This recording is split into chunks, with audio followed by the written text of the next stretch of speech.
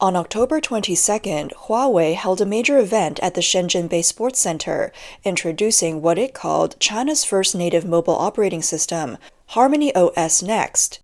This operating system is marketed as the world's third major mobile system, after iOS and Android. The release stirred excitement online, with patriotic little pinks calling it a pure-bred harmony, a breakthrough against US blockades, and a historic milestone. Huawei is now viewed as a source of national pride for these users. On October 8th, Huawei started testing upgrades on phones with the new system.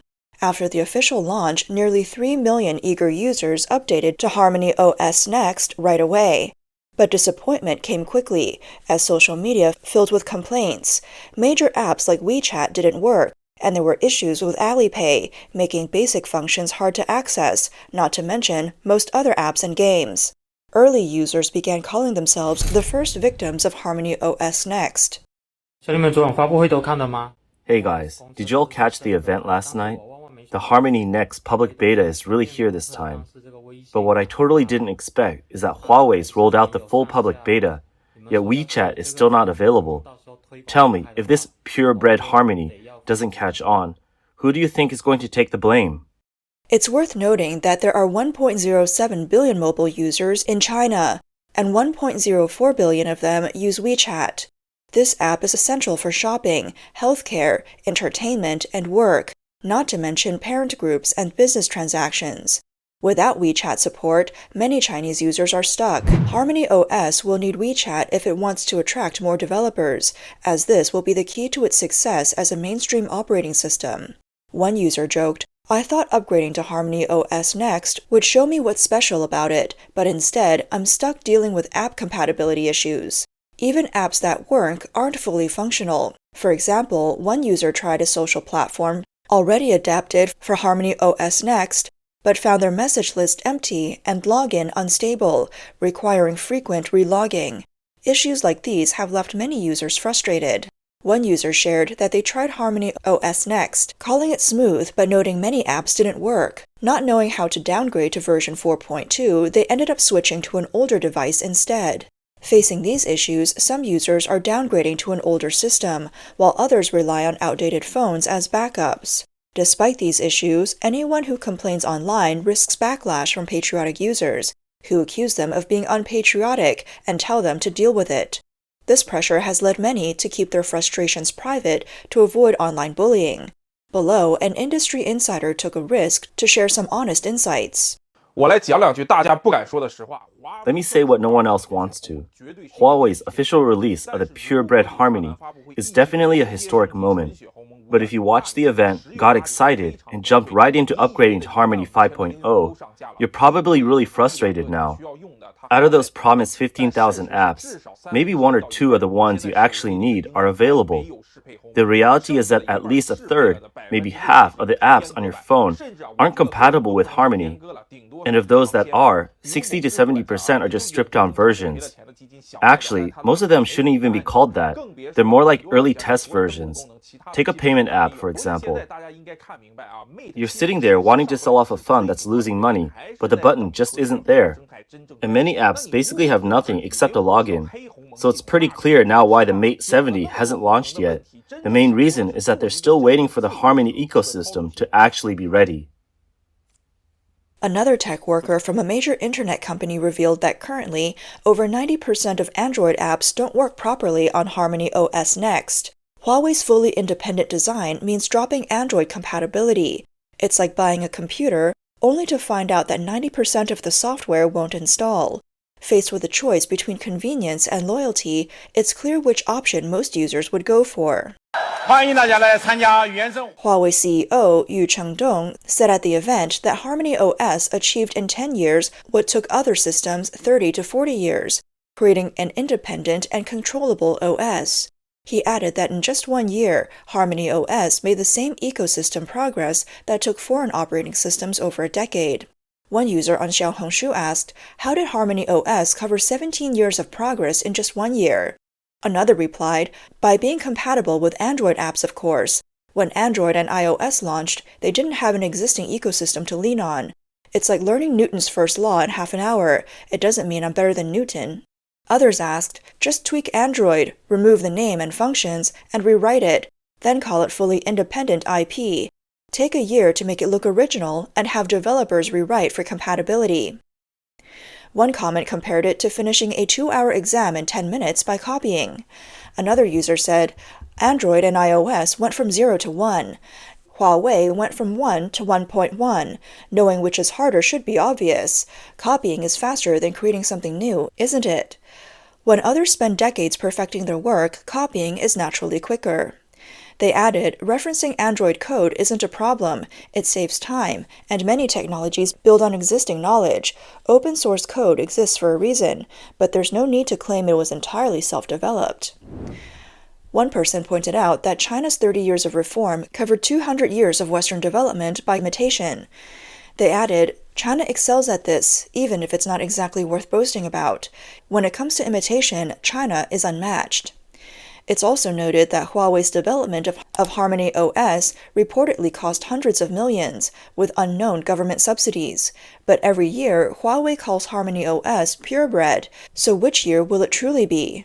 Most operating systems rely on foundational tech like Unix or Linux. Apple's iOS and Android were both developed from these cores, so if HarmonyOS is based on the same foundation, it doesn't have true independence. Chinese news, The Paper, reports that previous versions of HarmonyOS used parts of the open-source AOSP code, requiring partial Android compatibility.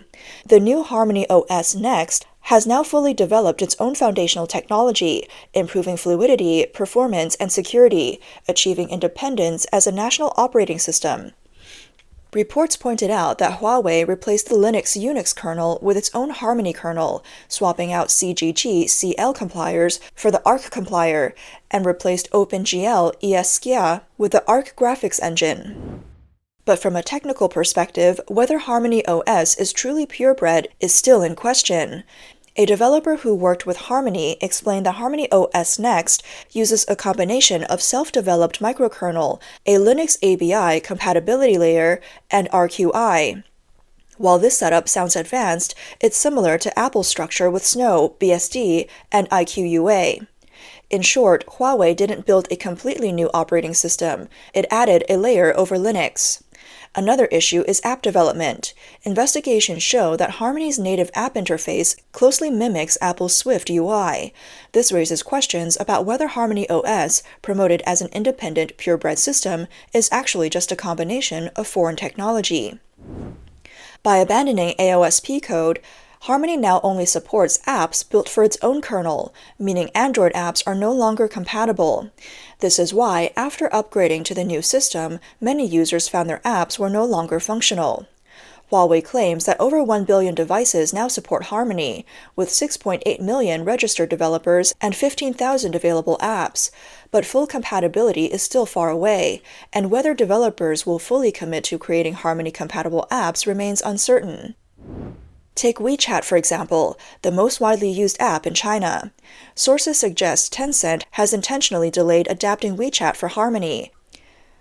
After Huawei's HarmonyOS public beta launched on October 8th, many users found WeChat unable to function properly. WeChat incompatible even trended on social media. Following the official release of the purebred Harmony on October 22nd, WeChat reportedly came up with a solution. However, this solution raised eyebrows.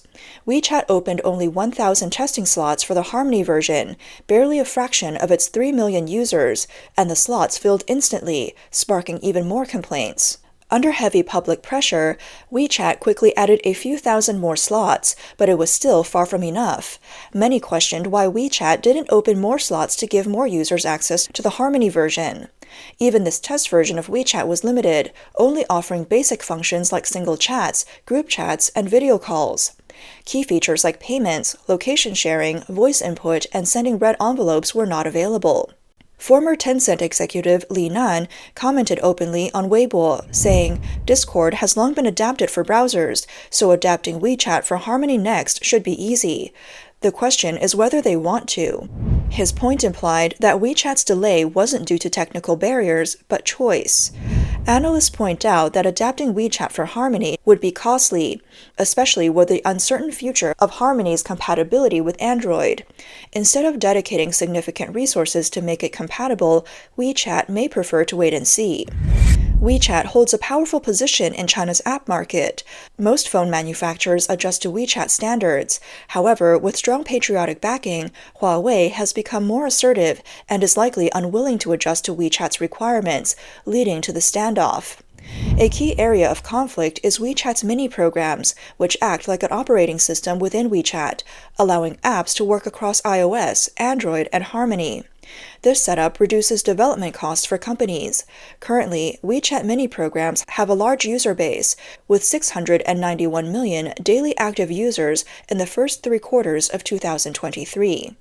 If WeChat were to adapt Harmony, many developers might focus on mini programs instead of creating native Harmony apps.